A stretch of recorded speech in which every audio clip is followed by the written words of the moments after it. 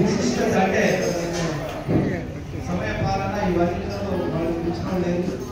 ఆత్మీయమైనటువంటి అనుభవం వాళ్ళతో ఏది ఆశించారు కనీసం సన్మానం చేద్దామనేది ఆహ్వానించారు. అటువంటి ఒక గొప్ప సంస్కృతి వారిది. ఇంతమంది భక్తులు వారి ఇన్నేళ్ల నుంచి చేస్తున్నారు. మనకి ఇంచుమించు ఒక 5-6 ఏళ్ల నుంచి వారి యొక్క అనుబంధం మనతో ఉంది. సో కాబట్టి వారికి ముఖ్యంగా భగవంతుడు ఆయురారోగ్య ఐశ్వర్యాలు, తర్వాత ఇటువంటి శక్తిని, ఇదే స్ఫూర్తిని మిగిలిన అందరు కూడా యంగ్స్టర్స్ ముఖ్యంగా మన హిందూ సమాజానికి కావాలి అటువంటి వాళ్ళు. సో కాబట్టి మీరు చూస్తున్నారు బయట ఎన్ని రకాలుగా మన సమాజాన్ని కించపరుస్తూ తర్వాత చేసేటువంటి పరిస్థితి ఉన్నది. సో కాబట్టి మీ అటువంటి వాళ్ళందరూ కూడా యువతకు, ముఖ్యంగా చెడుతో పడుతున్నటువంటి యువతకు మీరు ఆదర్శంగా ఉండాలని కోరుకుంటున్నాం. కాబట్టి మీరు చేసే ఏ కార్యక్రమం కానీ మా యొక్క సహాయ సహకారాలు సాధ్యమైనంత వరకు ఉంటాయి. సో కాబట్టి మమ్మల్ని ఏది అడిగినా ఇస్తాం. మీరేం ఆశించరు, మరి ఏది అడిగినా ఇద్దాము అనేది మన కోరిక. కాబట్టి మీ అటువంటి వాళ్ళకి సహాయ సహకారాలు అందించడం మా యొక్క విధి, అంటే మా యొక్క డ్యూటీ కూడా. కాబట్టి ఇటువంటి కార్యక్రమం ఇంత అద్భుతంగా జరుగుతుందని నేను కూడా ఊహించలేదు. ఇంతమంది భక్తులు వస్తారని కూడా నేను ఊహించలేదు. స్వామివారి యొక్క కృపా కటాక్షాలు మీ యందు, మా యందు, మనందరి యందు ఉండాలని, మన యొక్క ఈ హిందూ సంస్కృతి ఇంకా అభివృద్ధి చెంది ఇంకా ప్రపంచానికి ఆదర్శంగా ఉండాలని దేవుడిని ప్రార్థిస్తూ, ఇప్పుడు వారు మాకు బాగా సుపరిచితులు, ఫిరోజ్గూడలో కూడా ఉంది. తర్వాత మంచి ఆధ్యాత్మికత, తర్వాత ఈ ఎక్స్పెషల్లీ మనకు భగవద్గీత మీద చాలా నేను కూడా విన్నా. సో వారి యొక్క సందేశాన్ని విందాం. జై శ్రీమన్నారాయణ.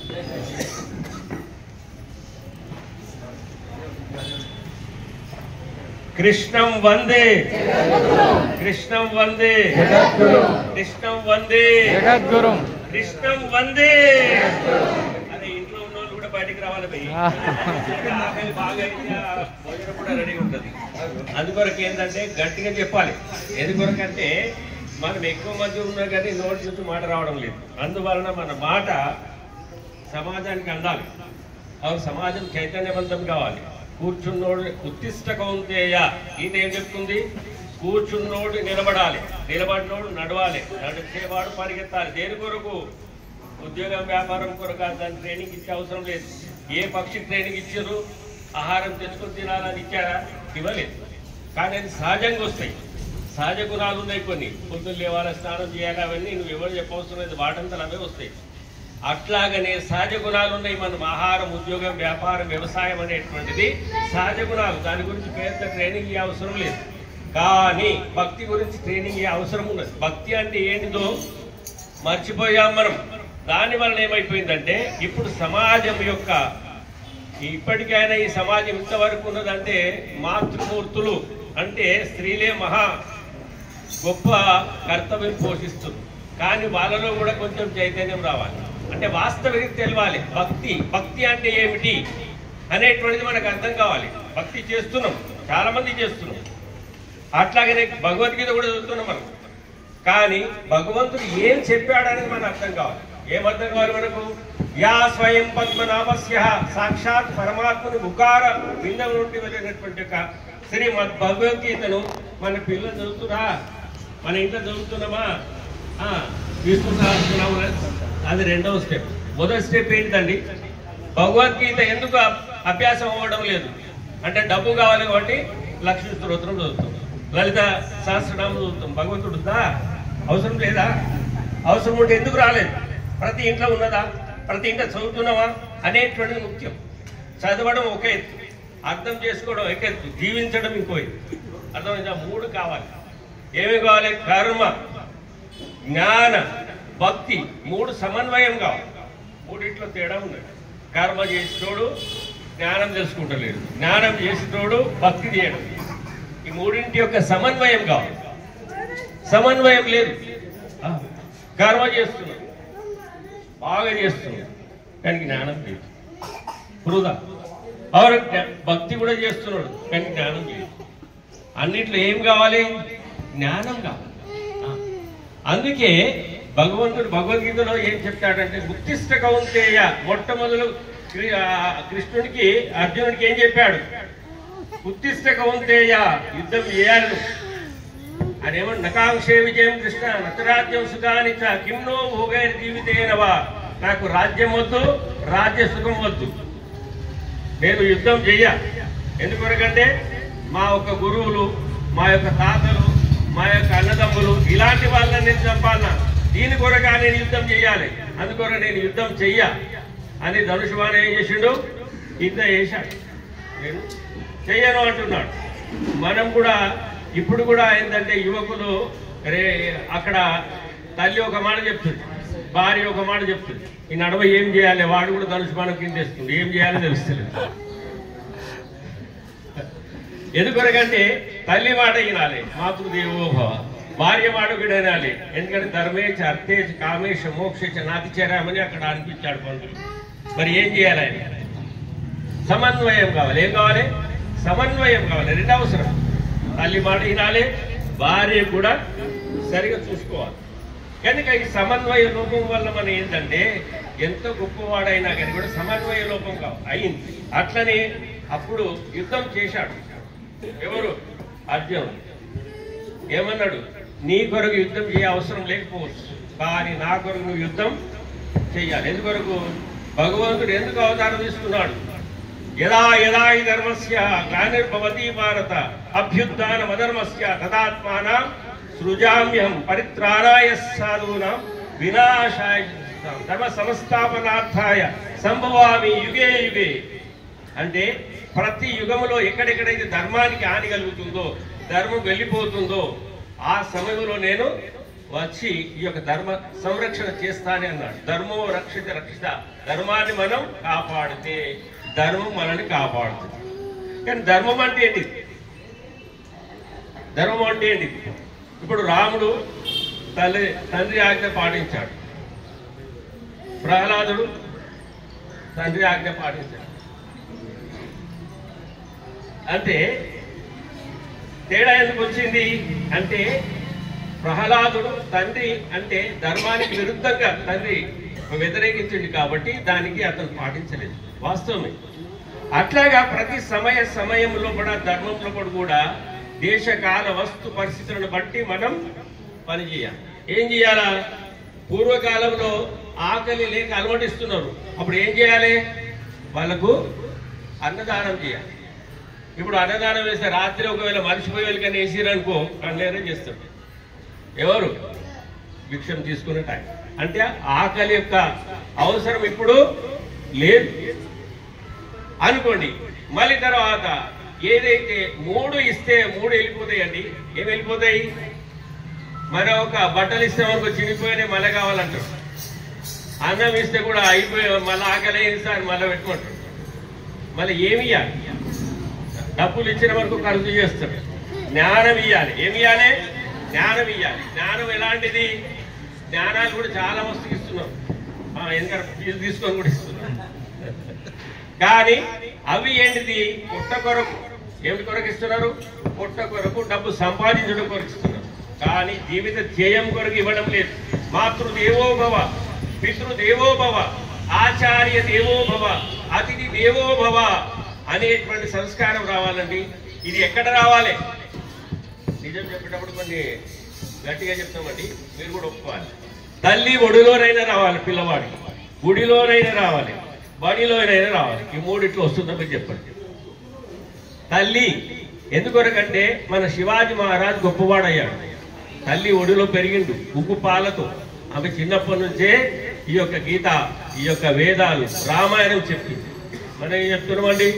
ఎప్పుడు ఏం చదువుతారో మంచిగా మంచి స్కూల్లో వేయాలి. అవి ఏ స్కూళ్ళు క్రిస్టియన్ మిషనరీ పెట్టిన స్కూల్ అయితేనే మంచిగానే అందేస్తాం. వాడేం చేస్తాడు? టాటా టాటా అంటాడు, పెళ్లి కాగానే బాట చూపిస్తాడు, అవతలిపోతాడు. ఎందుకొరకు అంటే ఇది మన తప్పే. ఎందుకొరకంటే వానికి చిన్నప్పుడే మీరు చూడండి, వాళ్ళు చిన్నప్పుడే వాడికి ప్రార్థన నేర్పిస్తున్నారు అరబీలు. మనం ఏం నేర్పిస్తున్నామండి? Disco dance. మా పిల్లవాడు బాగా ఆడతాడు, మ్యూజిక్ పెడుతున్నాం, ఆడిపిస్తున్నాం, పెళ్లిళ్ళు కూడా ఆడిపిస్తున్నాం, దావతులు కూడా ఆడిపిస్తున్నాం. ప్రతి జగన్ ఆడిపిస్తున్నాం, ఆనందం పొందుతున్నాం. కానీ ఇది కాదు, సంస్కారం లేదు. సంస్కారం ఇవ్వకపోతే తర్వాత పరిణామం అనుభవించాల్సింది మనమే. కనుక దాని కొరకే మనం ఏంటంటే ఈ యొక్క పరమ పూజ్య పాండురంగ శాస్త్రి అటెవల గారని వాళ్ళు 1954 లోపల ఏదైతే మనకు బాంబేలో విశ్వధర్మ సమ్మేళనం కూడా ఏదైతే జపాన్ లో జరిగింది అందులో కూడా వెళ్ళాడు. వెళ్ళిన తర్వాత మన భారతీయ సంస్కృతి గురించి అక్కడ చెప్తే విశ్వమంతా ఒప్పుకున్నది. ఇదే గొప్ప సంస్కృతి, దీన్ని మా ఒక అమెరికాలో మొదలు పెట్టాలని వాళ్ళు, ఇది అమెరికా ప్రెసిడెంట్, అప్పుడున్న ప్రెసిడెంట్, ఆయన ఏమన్నాడంటే నేను ముందుగానే నేను భారతదేశంలో పుట్టానండి, అక్కడ దీన్ని వ్యాపకం చేసినాక మీ దగ్గర వస్తే కానీ ఇప్పుడే నేను రాలేనని చెప్పాడు. కానీ తర్వాత ఇప్పుడు భారతదేశం కాదు ప్రపంచంలో 54 కంట్రీలో కూడా మన ఒక భగవద్గీత కార్యక్రమాలు నడుస్తున్నాయి. కానీ భారతదేశంలో నడవాలి కదా ఒక్కటి. రెండవది ఏంటంటే ఈ యొక్క భక్తిలో ఉన్నటువంటి యొక్క మూల సూత్రం ఏంటంటే భక్తిలో ఒక శక్తి ఉన్నది. భక్తిలో ఏమున్నది? ఒక శక్తి ఉన్నది. కనుక ఆ భక్తిని ఏ విధంగా మనం తీసుకోవాలి, ఆ తర్వాత దాన్ని ఏ విధంగా మనం అందియాలి అనే 2-3 మాటలు మనం తీసుకుందాం. కనుక ఫస్ట్ ఆఫ్ ఆల్ మనం వారానికి ఒకసారి గంట ఇక్కడనే గుడిలో, ఒకటే గంట అండి, ఎక్కువ అవసరం లేదు. ఒక గంట కొరకు సాయంత్రం, అది కూడా ఎప్పుడు చేయాలా? సాయంత్రం ఉద్యోగం, వ్యాపారం, వ్యవసాయం అన్ని చేసుకొని దుకాణం మకానం అన్ని బంద్ చేసుకొని వండుకునే సమయం 9 గంటలు. 9 గంటల సమయంలో 1 గంట కనుక ఇవ్వగలిగితే ప్రచండమైన శక్తి ఉన్నది. మన దగ్గర ఏమున్నది? ప్రచండమైన శక్తి ఉన్నది, విద్వత్తు ఉన్నది. కానీ వినియోగం లేదు. ఏం లేదు? వినియోగం లేదు. జ్ఞానం ఉన్నది, ఎవరిస్తున్నారండి? ఎక్కడిస్తున్నారు? కనుక ఇవ్వాలి. మన 18వ అధ్యాయంలో 46వ శ్లోకం తీర్చున్నాం. స్వకర్మణ తమభ్యర్చ సిద్ధి మిందతి మానవ, గీత చదువుతున్నాం. ఏం చేశాం? ఆ జ్ఞానాన్ని ఎక్కడిచ్చాం? ఏం చేశాం? కనుక తన కర్మను ఏదైతే నిస్వార్థంగా మనం భగవంతుడికి ఇవ్వాలి. అట్లాగనే ప్రతి జగన్ ఏమంటున్నాడు? Love is God, God is love. అంటే ప్రేమ అంటే ఏంటి? తల్లి ప్రేమ ఉన్నది, భార్య భర్త ప్రేమ ఉన్నది, తల్లి కొడుకు ప్రేమ ఉన్నది. మరి దేనిని ప్రేమ అనాలి? నారద భక్తి సూత్రంలో రాసి ఉందండి. నారదుడు భక్తి సూత్రంలో రాశాడు. ఏంటిది? గుణరహితం, కామనారహితం, ప్రతిదినం వర్ధమానం, సూక్ష్మతరం, అవిచ్ఛిన్నం, అనుభవ రూపం. ఈ 6 మాటలు ఎక్కడైతే ఉంటుందో దాన్ని ఏమంటారు? ప్రేమ. మిగతాదంతా ఏంటిది? దోమ. అంటే అవసరోచితంగా స్వార్థపూరితంగా వాడుకునేటువంటి ఇది కాదు. స్వార్థము ఆ ఒక అక్కడక్కడటువంటి యొక్క అవసరాలను బట్టి మారుతుంది. కానీ నిజమైన ప్రేమ ఏదైతే చెప్పిండో అసలు ప్రేమ కూడా ఎక్కడ నుంచి ఆడుతుంటే selfless love and selfless work is being the భక్తి. ఏ ఒక ఏదైతే భగవంతుడు నిష్కామ కర్మయోగం ఒక చాప్టర్ ఇచ్చింది. నిష్కామ కర్మయోగము భగవంతుని పొందాలంటే ఏం చేయాలి? ఏమి ఆశించకుండా ఏదైనా ఒక కర్మ చేయాలండి. ఏమి ఆశించకుండా, ఆశించిన వాళ్ళు ఎలాగైనా చేస్తాం, కానీ ఏమి ఆశించకుండా ఏమైనా చేస్తున్నా? ఇక్కడ కూడా యజ్ఞం చేస్తున్నాం. అచ్చా, యజ్ఞం అంటే ఏంటిది? యజ్ఞ దేవత సంగతీకరణ మైత్రీకరణ ఇది యజ్ఞ అన్న రాసున్నది. అంటే యజ్ఞంలో 6 మాటలు ఉండాలి. యజ్ఞ దేవత అంటే యజ్ఞకుండం కట్టి దేవతలను ఆహ్వానించడం యజ్ఞ దేవత. సంగతీకరణ ఇలా అందరం కలిసి కూర్చోవడం, ఇలా అందరం కలిసి కూర్చోవడం యజ్ఞ దేవత. సంగతీకరణ, మైత్రీకరణ లేదు. ఏం లేదు మన దగ్గర? మైత్రీకరణ లేదు. అంటే ఏంటంటే ఒకే నినదము, ఒకే నాదము, ఒకటే మా ఈశ్వరవాదం లేదు. నేను ఒక ఆయన అంటాడు ఆంజనేయ స్వామి దగ్గరే పోతా అంటాడు, ఒక ఆయన దత్త గుడికే పోతా అంటాడు, ఒక శివుని గుడికే పోతా అంటాడు, ఒక ఆయన స్వామి దగ్గరనే వస్తాడు. అన్నింట్లో ఉన్నది ఒకటే అనేటువంటిది అర్థం కాకపోతే భక్తి ఎట్లా వస్తుందండి? చెప్పండి. శివో కేశవో నారాయణ అని ఎప్పుడో మన పెద్దవాళ్ళు చెప్పారు. మనం అన్నింటిలో ఉన్నాడు ఒకటే కదా. మరి ఇది తెలియకుంటే మనలో ఐక్యత ఎట్లా వస్తుంది? మిత్రత్వం ఎట్లా వస్తుంది? అహం దాతార పిత మహర్షి జగతో మాతా దాతా పితామహ ఎలా చెప్పిరండి? భగవద్గీత చదివిన అందులో చెప్పాడు. ఏమంటుండు? అరే పిచ్చివాడా, మీ అందరి తల్లిని నేనే, తండ్రిని నేనే, గురువుని నేనే, సర్వము నేనే. భగవంతుడే కదా.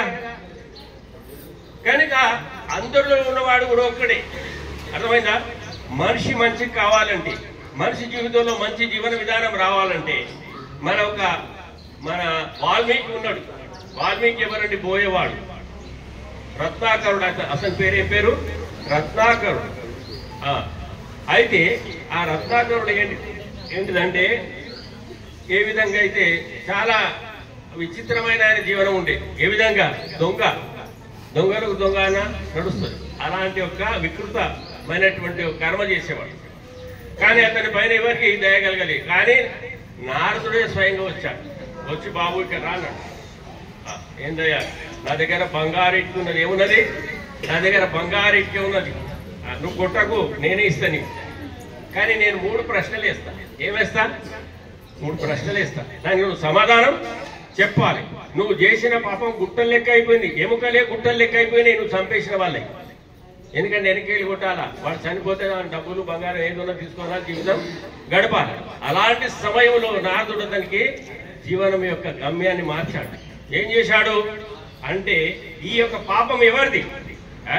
మా తండ్రి ఉన్నాడు, మా ఒక తల్లి ఉన్నది, మా భార్య ఉన్నది, మా పిల్లలు ఉన్నారు, అందరిది అన్నాడు. ఒకసారి అడిగిరా, నువ్వు అడిగిరా, నేనేం పారిపోను.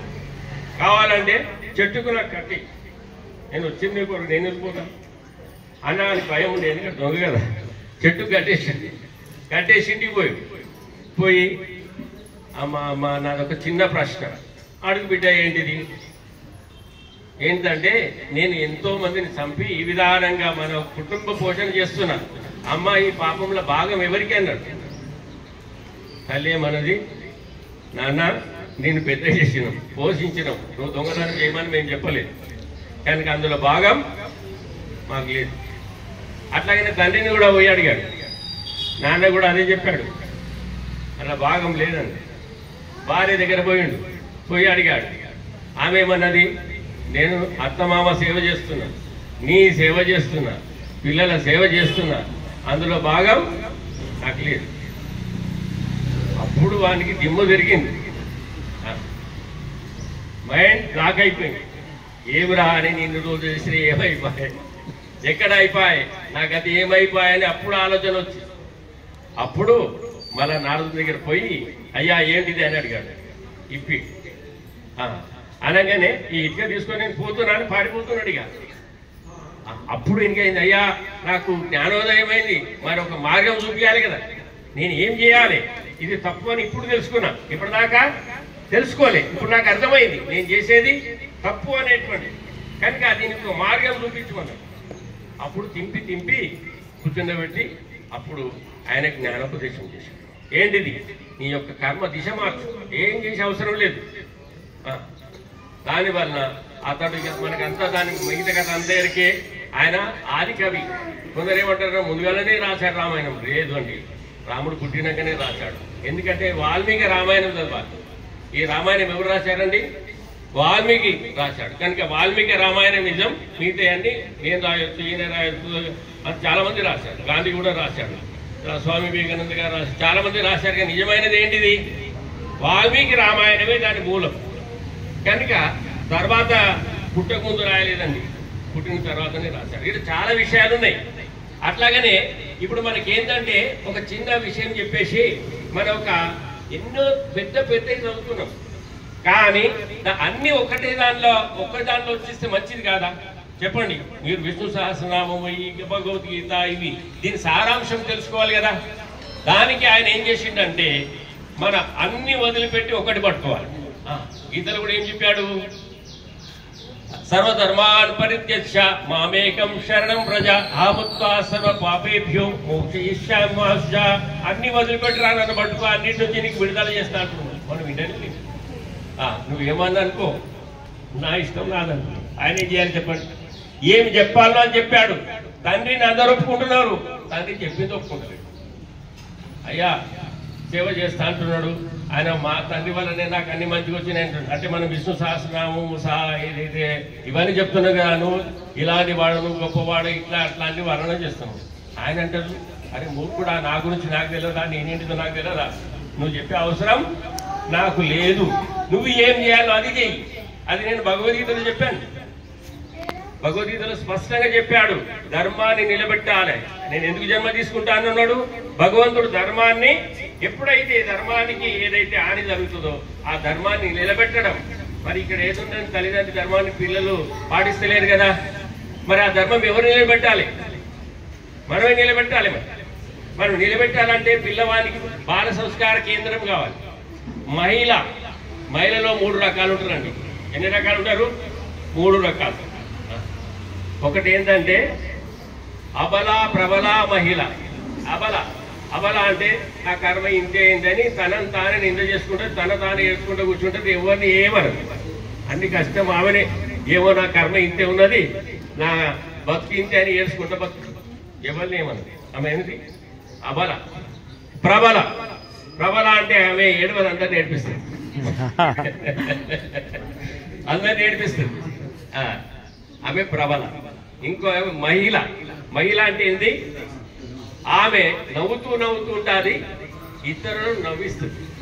ఆమె ఎవరు? మహిళ కావాలంటే ఏం చేయాలి? మహిళా కేంద్రం చేయాలండి. మహిళలో చాలా ఉన్నతమైనటువంటి ఏంటిది, మన ఒక సతీ సక్కుబాయి, సతీ అనసూయ వాళ్ళు ఏం చేశారంటే యమధర్మరాజుతో తన ఒక కొట్లాడి భర్త ప్రాణాలు తీసుకొచ్చారు. మనం అంతా కొట్లాడే అవసరం లేదు. మన ఇల్లు సంసారం, మన పిల్లలు సంస్కారవంతులు చేసే చాలు.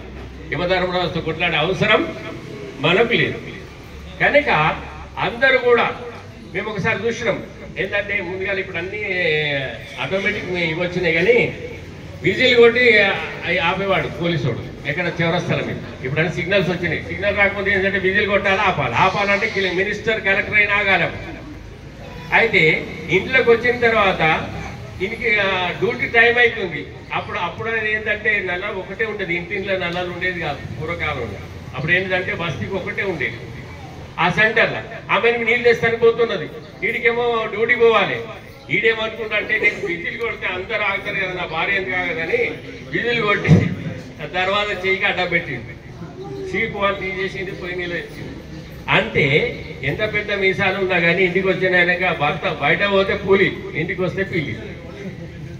అంటే పిల్లవాడైనా కానీ భర్త అయినా కానీ భార్య దగ్గర భోజనం పోయినా కానీ ఆమె చెప్పినట్టు వినాలి. కాళ్ళు కడుక్కోమంటే కాళ్ళు కడుక్కోవాలి, చేయి కడుక్కోమంటే చేయి కడుక్కోవాలి, దానం చేయమంటే దానం చేయాలి. అప్పుడే భోజనం అంటే అట్లా చెప్పినట్టు వినాల్సి వస్తుంది. కనుక ఒక ఇల్లాలు కనుక, మహిళ కనుక ఒక మంచిగా అయితే ఈ యొక్క సమాజం ఏమవుతుంది? మంచిగా పోతుంది. ఎందుకొరకంటే భర్త అయినా ఆమె చెప్పినట్టు వినాలి, పిల్లలైనా కానీ ఆమె చెప్పినట్టు వినాలి. ఎందుకొరకంటే తల్లి మీద ఆ గౌరవం పిల్లల్లో ఉంటుందండి, తప్పకుంటుంది ఎవరికైనా కానీ. తల్లి మాట ఒకప్పుడు వినకపోవచ్చు, కానీ తల్లి మాట వినకపోతే దొరకదు. కనుక తల్లిలో సంస్కారం రావాలి అంటే ఏంటంటే మనం వారంలో 1 గంట కూర్చోవాలండి. ఏం లేదు, గీతా విచారమే. గీతలో 3 మాటలు ఉన్నాయి, నేను చెప్పేస్తా. Way of thinking, way of life, way of worship. అంటే ఏంటంటే ఆలోచన విధానం గీతలో ఉన్న ఏం చెప్పిండు, మనం ఏం చేస్తున్నాం ఒకటి. రెండవది ఏంటంటే మన జీవన విధానం. ఇంకోటి ఏంటంటే భక్తి విధానం. భక్తిలో కూడా భగవంతుడు ఏం చేస్తున్నాం, మనం ఏం చేస్తున్నాము, దాన్ని సమన్వయపరచుకోవడం చేస్తున్నాం, సమన్వయం. కనుక వీటి అన్నిటిని మనం పూర్తి చేసుకుందాం. ఆ విధానంగా మన ఒక ఈ అన్నిటి కూడా ఈ రేపు కూడా మన ఒక దీన్ని ఏమంటారంటే మనమంతా ఒక పరివారం, అంటే భగవంతుని పరివారం. దాన్ని ఏమంటారు? స్వాధ్యాయ పరివారం అంటారు. భగవంతుడి గీత చదువుతున్నాం మనం. గీతలో 4వ అధ్యాయంలో చెప్పాడు, ద్రవ్యజ్ఞ, సభోయజ్ఞ, యోగజ్ఞ, స్థాపన, స్వాధ్యాయ జ్ఞాన యజ్ఞస్య యతయా సంస్కృత వ్రత. స్వాధ్యాయం అనే జ్ఞాన యజ్ఞం. ఇప్పుడు మనం ఒకవేళ ఇలా కూర్చొని ఈ విధంగా మాట్లాడితే దీన్ని ఏమంటారు? యజ్ఞం. అక్కడ ఇది యజ్ఞం జరిగింది, ఇది స్వాధ్యాయ జ్ఞాన యజ్ఞం. కనుక ఇది స్వాధ్యాయ జ్ఞాన యజ్ఞం ఎల్లప్పుడు చేసేవాళ్ళు పూర్వకాలంలో. కానీ అంత మన సమయం లేదు, అంత ఒక ఇది లేదు. వారంలో ఒకసారి 1 గంట కనుక మనం ఇక్కడ కూర్చుంటే మనం ఇక్కడ ఏమి సార్ గారు అయితే ఏం చెప్తున్నారు, మీరు కూర్చోండి, ఇలాంటి సత్సంగాలు చేయాలి, మన భారతీయ సంస్కృతి నిలబడాలి, బాగా ఇది చేయాలని మీకు ఇంకా చెప్తే మీరు గుండెలు అదిరిపోతారు. మీరు ఒకవేళ మన ఏపీలో పోయినట్లయితే 70% కన్వర్షన్ అయిపోయింది. మేము రెగ్యులర్గా వెళ్తుంటాం అక్కడ మచిలీపట్నం అవన్నీ. మీకు వస్తే కళ్ళకు కూడా చూపిస్తాం. అర్థమైందా? సో మరి ఎవరు ఆపాలి? మనం ఇంటిని భజన తగదీం పొద్దుంతా కూర్చుంటే మీరు మరి ఆవిడ పోతుంటే మనం ఏం చేయాలి? మన ధర్మ సంరక్షణ ఎవరు చేయాలి? మనమే చేయాలి. కనుక అంత దానికి ఏం భయపడే అవసరం కూడా లేదు. మనం కనుక మన దగ్గర పవర్ ఉన్నది, ఉపయోగం చేస్తుంది. పవర్ ఇచ్చిన భగవద్గీతలో ఆ పవర్ని మనం యూటిలైజ్ చేయాలంటే మన వారంలో ఒకసారి 1 గంట కలవాలి. రేపు కూడా మన యొక్క పార్ట్ 2లో సాయంత్రం ఏదైతే 6:30 నుంచి పారాయణం ఉంటుంది, ఒక విషయం కూడా ఉంటుంది. దానికి మీరందరూ కూడా అక్కడ తీసుకొచ్చేది ఏముంటుంది ఆడ కూడా. కనుక అక్కడ ఒక 2 గంటలలో అయిపోతుంది. అక్కడ ఎంతసేపట్లో అయిపోతుంది? 2 అవర్స్ పారాయణమే ఉంటుంది. కనుక వేరే కూడా 10 నిమిషాల కన్నా ఎక్కువ ఇవ్వము. ఇక్కడ ఎందుకు ఇవ్వమంటే మరి అంత సమయం కూర్చోవాలంటే ఓపిక కూడా ఉండాలి కదా, ఒకటి. రెండవది దాన్ని తెలుసుకోవాలి. ఇంకొక 5 నిమిషాలు చెప్పి పూర్తి చేస్తే, ఎందుకంటే మీకు ఆకలి అవుతుంది, ఎప్పుడు పని చేస్తే పోవాలని మీకు ఉన్నది. కనుక 5 నిమిషాలు చెప్తాను. ఇట్లనే ఒకసారి ఒక దేవాలయంలో అప్పుడప్పుడు ఏంటంటే